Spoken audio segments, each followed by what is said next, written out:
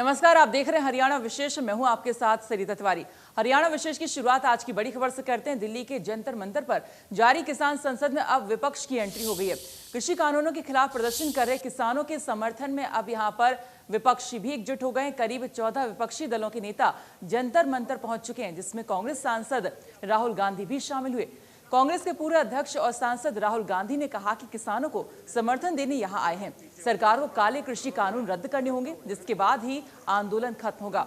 राहुल गांधी ने जासूसी कांड को लेकर पीएम को आड़े हाथ लेते हुए कहा कि हर हिंदुस्तानी के फोन में मोदी घुस गया है।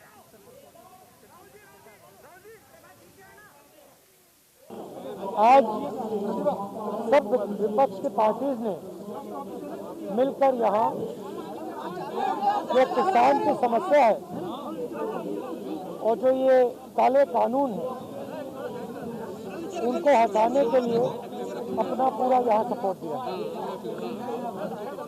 पार्लियामेंट में आप जानते हैं क्या हो रहा है।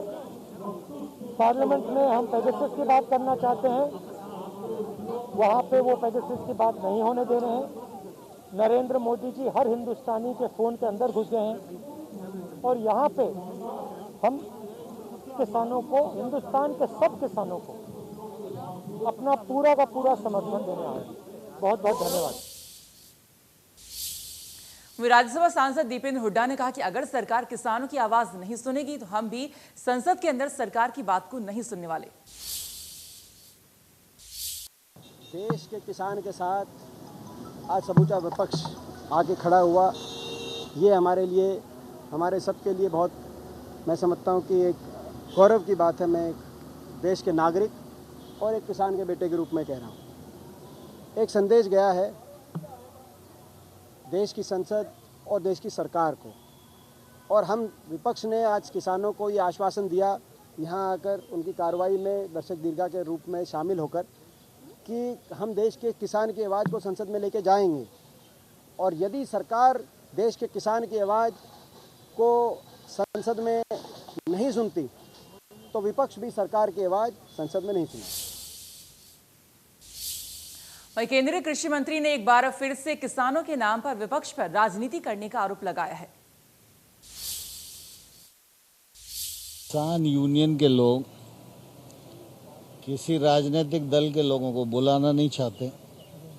ये तो परिस्थिति वैसी हो गई, मान ना मान मैं तेरा मेहमान। अगर प्रतिपक्ष के लोगों के मन में किसानों के लिए थोड़ा सा भी चिंता है तो भारत सरकार दोनों सदनों में कृषि पर चर्चा करने के लिए तैयार है, तो प्रतिपक्ष चर्चा क्यों नहीं कर रहा है? अगर चिंता है तो प्रतिपक्ष के जो सांसद हैं उनके लिए चर्चा करने के लिए, विषय उठाने के लिए लोकतंत्र में सबसे सशक्त माध्यम संसद है। तो संसद में बात नहीं करना और जाकर इस प्रकार के कार्यक्रम करना, ये सिर्फ इतना ही प्रदर्शित करता है कि मीडिया में उनको किसी न किसी बहाने जगह चाहिए। मुख्यमंत्री मनोहर लाल ने खनन विभाग के साथ बैठक की। बैठक में कई बड़े फैसले लेते हुए ठेकेदारों को राहत दी गई, तो अब डिफॉल्टरों पर भी शिकंजा कसा जाएगा। जो इसी एक साल के अंदर ली जाती थी और एक साल तक न मिलने पर बाद में उनके ऊपर लगातार जो डेड रेंट के नाम से और चार्जेज उनको देने पड़ते थे, उसको समाप्त किया है। जो पिछले खाने जो पहले बंद हो चुके हैं या जिनको इसी लेट मिला था, तो ऐसे उसमें एक साल का तो पहले प्रावधान था ही, उसके बाद अगला 6 महीने केवल 1% के राशि उनसे ली जाएगी, और उसके बाद भी ईसी नहीं मिलती है तो आगे 2% प्रति मास के हिसाब से जब तक ईसी नहीं मिली है उनको तब तक के चार्ज लिए जाएंगे, और इसके अलावा कोई डेड रेंट नहीं लिया जाएगा। दूसरा विषय है जो सरेंडर करते थे, सरेंडर के बाद भी जब तक उनको टर्मिनेशन का ऑर्डर नहीं मिलता था वो सालों साल चीज़ें लटकती रहती थी। वो लोग माइनिंग नहीं कर पाते थे, फिर भी उनको किराया देना पड़ता था। लेकिन अब हमने तय किया कि जिस दिन सरेंडर का पत्र दिया गया है या जिस दिन माइनिंग उसने बंद कर दी है, उसके बाद केवल 2 महीने का पैसा ही उनको और देना होगा। इसके अलावा सारा छोड़ दिया गया है, तो उस 2 महीने का पैसा वो जमा करा करके और उसको सरेंडर मान करके और उसको एक प्रकार से ख़त्म किया जा सकता है। जो विषय है उसके अंदर अपना एरिया वो लोग कम करना चाहते हैं। कई बार बड़ा प्लॉट ऑक्शन में ले लेते हैं, लेकिन किन्हीं कारणों से उस पूरे एरिया को वो माइनिंग के लिए उपयोग नहीं कर पाते थे। कारण बहुत हैं, कहीं फॉरेस्ट है, कहीं लोगों का एतराज़ हो जाता है, कोई और इस प्रकार का कोई एरिया आ जाता है जिसके अंदर उनके लिए संभव नहीं होता है माइनिंग करना।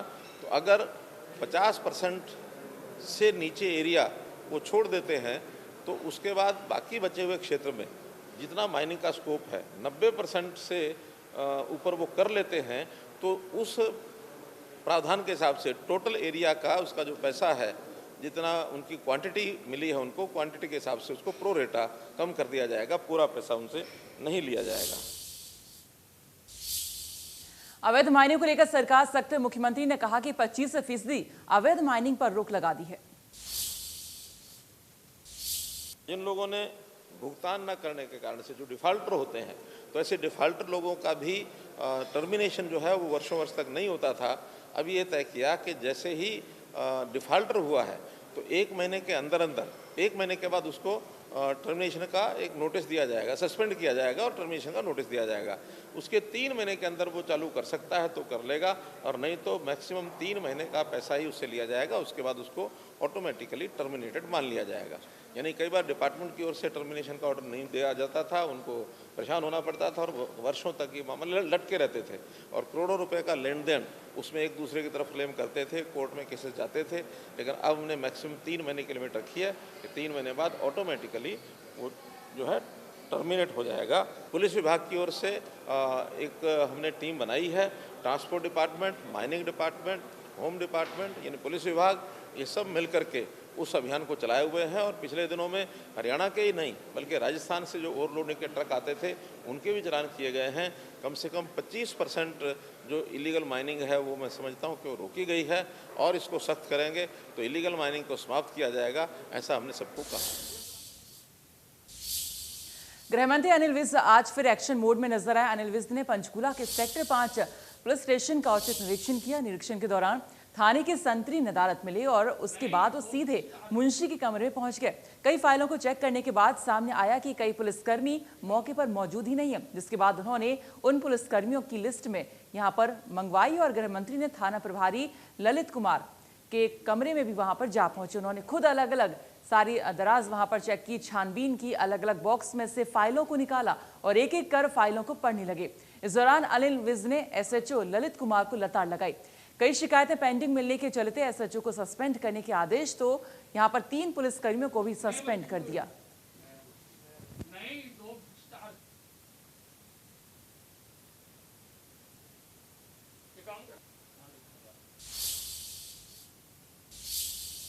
हरियाणा के गृह एवं स्वास्थ्य मंत्री अनिल विज ने बीपीएस प्लेटेरियम में वैक्सीन सेंटर का औचक निरीक्षण किया। इस मौके पर उन्होंने स्टाफ और वैक्सीन लगवाने आए लोगों से जानकारी ली और लोगों से भी बातचीत की।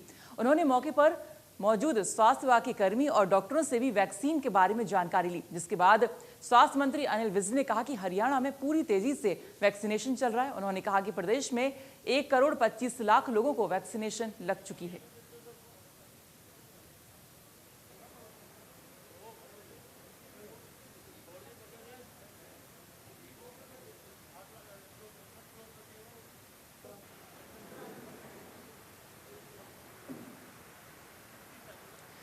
तो एक्शन में यहां पर गृह और स्वास्थ्य मंत्री अनिल विज दिखाई दे रहा। पहली तस्वीर में यहां पर आप देख सकते हैं कि अचानक से वो थाने में यहां पर पहुंच जाते हैं, तमाम फाइलों को यहां पर खंगाला और उसमें कई सारी जो शिकायतें थी वो पेंडिंग रहने के चलते एसएचओ को भी सस्पेंड यहां पर कर दिया, तीनों और पुलिसकर्मियों को भी सस्पेंड यहां पर कर दिया। यहां पर एक्शन में देखिए अगली तस्वीर आप देख सकते हैं कि जहां पर वो यहां पर भी औचक निरीक्षण दरअसल करने पहुंचे। वैक्सीनेशन सेंटर है और इसको लेकर भी उन्होंने जानकारी ली कि कितनी वैक्सीन यहां पर लग चुकी हैं, कितनी बाकी हैं, तमाम जानकारी यहां पर ली। तो आप देख सकते हैं कि दोनों ही जगह पर उन्होंने अपना आज एक्शन रूप दिखाया। वैक्सीनेशन सारे हरियाणा में हम बहुत तेजी से चला रहे हैं और कुल हरियाणा में 1,25,00,000 वैक्सीनेशन हो चुकी है, लेकिन ज़्यादा सिंगल डोज हुई है। अब हमने हिदायत दी है कि लिस्टें बनाएं जिला अनुसार कि किस किस की सेकंड डोज ड्यू है उन लोगों को घरों से बुला कर सेकंड डोज का कैंप लगा, ताकि ये ना हो कि सभी फर्स्ट डोज लगा के बैठ जाएं। प्रोटेक्शन तो दोनों डोज लगाने के बाद है, इसलिए सबको मैंने आदेश भी दिया है और वो मैं चेक भी करने आया हूँ कि सेकंड डोज कितनों को लगी। थानेसर के विधायक सुभाष सुधा भी एक्शन मोड में नजर आए। सुभाष सुधा ने नगर परिषद कार्यालय का औचक निरीक्षण किया। विधायक महोदय ने खामियां मिलने पर अधिकारियों को काफी यहां पर फटकार लगाई। कर्मचारियों को भी फटकार लगाते हुए व्यवस्था को दुरुस्त करने के निर्देश दिए।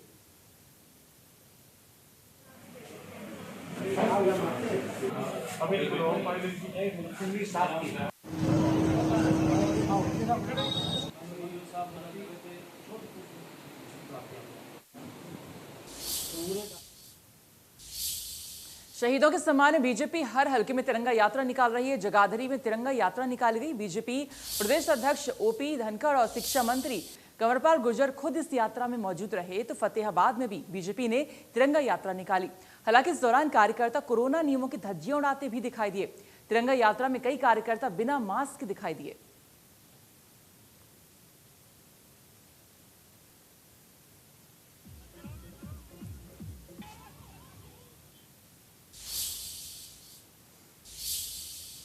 लगभग 6 महीने के बाद एक बार फिर से अंबाला निगम की बैठक की सुगबुगाहट अब शुरू हो चुकी है। अंबाला निगम की मेयर शक्ति रानी शर्मा ने निगम कमिश्नर को हाउस की मीटिंग 16 अगस्त को बुलाने के लिए एक पत्र लिखा है। साथ ही मीटिंग का एजेंडा भी भेजा गया है, जिसका अभी तक मुझे कोई भी ऑफिशियल जवाब नहीं मिला है। वहीं आपको यहां पर बता दें कि निगम की पहली मीटिंग में पार्षदों से हुए वादों के अधूरे रहने पर मेयर ने कहा है कि हाउस की पहली मीटिंग 50 लाख रुपए हर वार्ड में खर्च करने का प्रस्ताव पास हुआ था, जिसके बाद निगम के द्वारा सभी पार्षदों से कामों की लिस्ट मांगी थी। लेकिन इन 4 महीनों में पार्षदों की लिस्ट पर कोई काम नहीं हुआ है, जो मुद्दा निगम की दूसरी मीटिंग में उठाया जाएगा। 16 तारीख के लिए मैंने मीटिंग के लिए मांग की है और एजेंडा भी भेजा है कमिश्नर साहब को, और उन्होंने मुझे कहा है कि वो 16 को मीटिंग करेंगे। बाकी अभी तक मुझे कोई ऑफिशियल इंटीमेशन नहीं आई है। 50 लाख का पास हुआ था हाउस में कि हर पार्षद के वार्ड में 50-50 लाख रुपए खर्च किया जाएगा उनकी डेवलपमेंट के लिए। और आज से 4 महीने पहले निगम के द्वारा एक पत्र के ज़रिए सब पार्षदों को से इनविटेशन मांगा था कि आपने अपने अपने इलाके में क्या काम करवाने उसके बारे में आप अपनी लिस्ट दे दीजिए। और मेरे ख्याल से ज़्यादातर पार्षदों ने ये अपनी अपनी लिस्ट दे भी दी है, पर इन 4 महीनों में उनकी लिस्टों के ऊपर किसी का कोई काम नहीं हुआ है। पहले हाउस की जो फर्स्ट मीटिंग है वो हो चुकी है, अभी दूसरी हाउस की मीटिंग होनी है। ये 16 तारीख को डिसाइड हुई है, पंचायत भवन में होनी है। इसके लिए हमें सभी पार्षदगण को, माननीय मंत्री जी को, विधायक जी को, और जो कंसर्न अदर डिपार्टमेंट्स हैं जैसे पब्लिक हेल्थ हो गया, सिंचाई विभाग हो गया और अदर कंसर्न डिपार्ट जो कनेक्टेड डिपार्टमेंट है, तो उनको भी हमने कन्वे कर दिया है, इन्फॉर्म कर दिया है कि वो अपना मीटिंग में आने का कष्ट करें। 16 तारीख की मीटिंग तो है, बट उस जो पिछली मीटिंग हुई थी अभी तक उसके अंदर जितने भी वादे करे हैं इन्होंने, जितने भी मुद्दे प्रोसीडिंग बुक में पास हुए, एक भी अमल नहीं हुआ, एक भी मुद्दा पास नहीं हुआ। चाहे वो 50-50 लाख रुपए के जो वार्ड में टेंडर अलाउड करने थे, एक रुपये का भी काम नहीं हुआ वार्ड के अंदर। और एक कम्युनिटी सेंटर का किराया था वो 11,000 से 5100 रुपये करने का उसमें पास हुआ प्रोसीडिंग में, अब तक वो भी नहीं करा इन्होंने। मोदी सरकार ने राजीव गांधी खेल रत्न पुरस्कार का नाम बदल दिया है। अब सरकार ने इसे हॉकी के जादूगर कहे जाने वाले मेजर ध्यानचंद के नाम पर रखने का फैसला किया है। प्रधानमंत्री मोदी ने ट्वीट करके इसकी जानकारी दी है। पीएम ने ट्वीट में लिखा है कि देश को गर्वित कर देने वाले पलों के बीच देशवासियों का ये आग्रह भी सामने आया है कि खेल रत्न पुरस्कार का नाम मेजर ध्यानचंद जी को समर्पित किया जाए। लोगों की भावनाओं को देखते हुए इसका नाम अब मेजर ध्यानचंद खेल रत्न पुरस्कार किया जा रहा है। हॉकी के जादूगर कहे जाने वाले मेजर ध्यानचंद का हॉकी में अविश्वसनीय योगदान रहा है। उन्होंने अपने आखिरी ओलंपिक बर्लिन 1936 में कुल 13 गोल दागे थे। इस तरह एम्स्टर्डम, लॉस एंजलिस और बर्लिन ओलंपिक को मिलाकर ध्यानचंद ने कुल 39 गोल किए, जो उनकी बादशाहत को बयां करती है।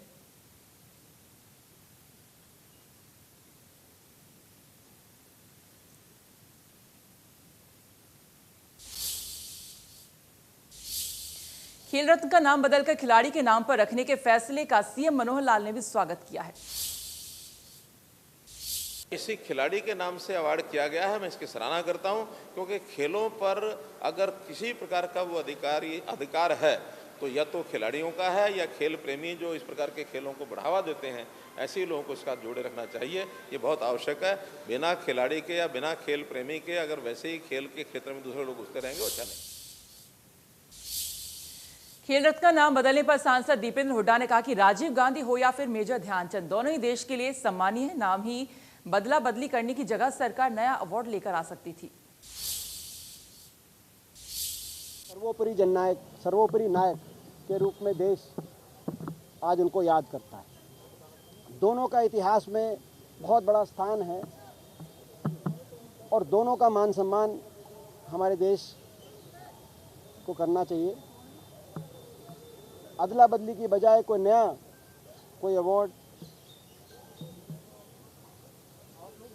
इंस्टीट्यूट सरकार कर सकती थी, तो दोनों जो एक हमारे शहीद हैं पूर्व प्रधानमंत्री और एक हमारे खेल जगत के सर्वोपरि नायक हैं, तो दोनों का सम्मान रख के सरकार चल सकती थी।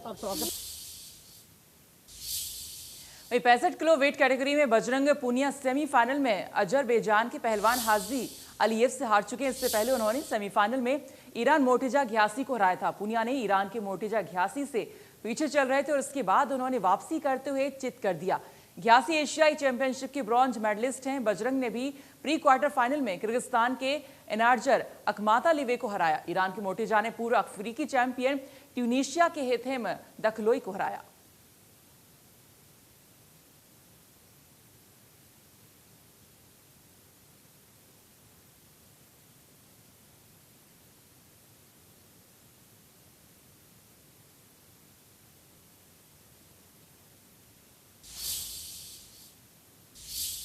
इस पर बजरंग पुनिया ने कहा कि खेल में हार जीत लगी रहती है, लेकिन उन्हें भी बेटे से ब्रॉन्ज की उम्मीद बरकरार है। हाँ, पूरी दुआ है हमारी, लेकिन हमारा टारगेट था गोल्ड का। निराश क्या है भैया, अगला बच्चा है वो जीत गया, हमने सारे बराबर हैं, लेकिन भैया अपना थोड़ा अपने का थोड़ा दुखाओ से कल के लिए। कल तो भाई वो ब्रॉन्ज मेडल तो लिया हुआ है। हाँ, पूरी भी ना, कोई कमी नहीं रही। बढ़िया लग रहा है, लेकिन थोड़ा पाँव में इसका वो है, चोट है। इस उम्र लगी रसिया में 1 महीना पहले, तो भी उस बात में बड़ा चोटें कम करेगा। महिलाओं की टीम के खिलाड़ियों के लिए हरियाणा सरकार ने इनाम राशि का ऐलान किया। खिलाड़ियों को 50-50 लाख रुपए इनाम देने की राशि की घोषणा की। सीएम मनोहर लाल ने कहा कि बेटियों ने टोक्यो ओलंपिक में अच्छा खेल खेला। वहीं गृह मंत्री अनिल विज ने भी खिलाड़ियों की जमकर तारीफ की। आज भारत की टीम ब्रिटेन की टीम के साथ जो खेल खेला है, बहुत ही एक रोमांचक ये खेल रहा। दोनों टीमें लगभग बराबर थी, बहुत कम अंतर से और ब्रिटेन की टीम जीत पाई है। फिर भी मैं हरियाणा की जो हमारी 9 खिलाड़ी इस टीम में थी, सब बहुत ही प्रशंसा लायक हैं। हमारी भारत की टीम बहुत ही, जिसको कहना चाहिए, संजीदगी के साथ और बहुत ही बेहतरीन प्रदर्शन उन्होंने किया है। भले हम कांस्य मेडल तो नहीं जीत पाए हैं, लेकिन ये कहीं कांस्य मेडल से कम भी नहीं है कि इस चौथे स्थान पर भी आने के लिए जितना संघर्षपूर्ण इन्होंने खेल किया, वास्तव में बेहतरीन है और प्रशंसा लायक है। मैं आज हरियाणा की जो 9 खिलाड़ी इसके अंदर, जिसमें कैप्टन रानी रामपाल भी इसके अंदर खेल रही थी और बहुत बेहतरीन तरीके से सारे खेल का सृजन कर रही थी। और विशेष तो मैं प्रशंसा करना चाहूँगा गोलकीपर की, सविता पूनिया। ये भी बहुत ही बेहतरीन कई गोल इन्होंने बचाए हैं। तो मैं समझता हूँ इस बेहतर प्रदर्शन के इस खेलने के कारण से मैं आज हरियाणा की सभी जो 9 खिलाड़ी हैं, इनको भले ही ये चौथे स्थान पर आए हैं, लेकिन हरियाणा सरकार की ओर से इनको सबको 50-50 लाख रुपए का और एक इनाम देने की मैं घोषणा करता हूं। और मैं आशा करता हूं कि इस अपने खेल को और बेहतर करते हुए अगली बार के किसी भी प्रदर्शन में और आगे बढ़े और गोल्ड का जो मेडल है वो जीत करके लाए, ये मेरी अपेक्षा है। आज इनको सबको मैं बहुत बहुत बधाई देता हूं। हरियाणा की जनता को भी बहुत बहुत बधाई। छोरियां टोक्यो में डट के लड़ी से, अब जीतो या हारो, ये तो मैच में हुआ ही करता है। खूब लड़ी मर्दानी, वो तो झांसी वाली रानी थी। हम उनका भी आभार प्रकट करते हैं कि वो ओलंपिक में पहुंची और उन्होंने अपने जोहर दिखाए। और फिलहाल इसी के साथ हरियाणा विशेष में इतना ही, लेकिन बाकी खबरें जानने के लिए आप देखते रहिए इंडिया न्यूज़ हरियाणा। नमस्कार।